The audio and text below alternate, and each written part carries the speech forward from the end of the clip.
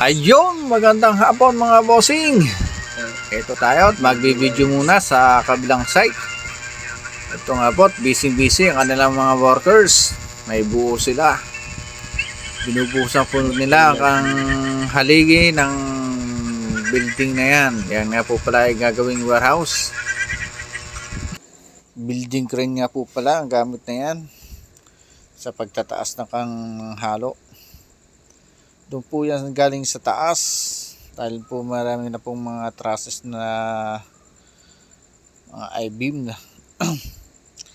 At ito po sa mixture na yan galing yung pinakang halo. Sinasalin lang po doon sa bakal. Ayan, at malapit na yan. May isa nga po pala na workers na nag-aalalay para hindi sumabit sa mga I-beam. Ayan, at malapit na po sa pagbubuhusan sa forma.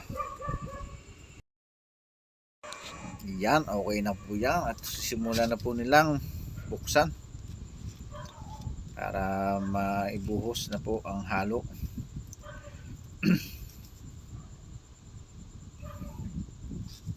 Kaya mag-uumpisa na po sila.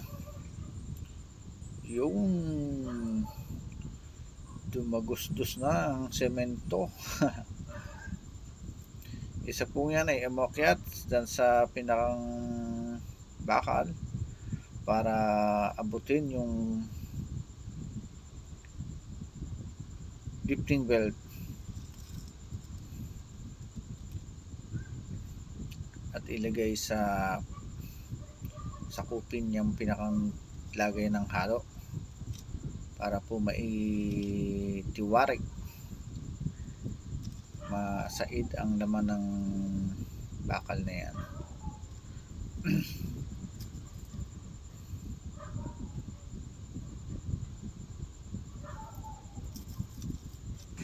Ayan po, at hanggang dito na lang ang aking video at hahaba ng haba ay wala namang kagaling-galing. Salamat sa panonood.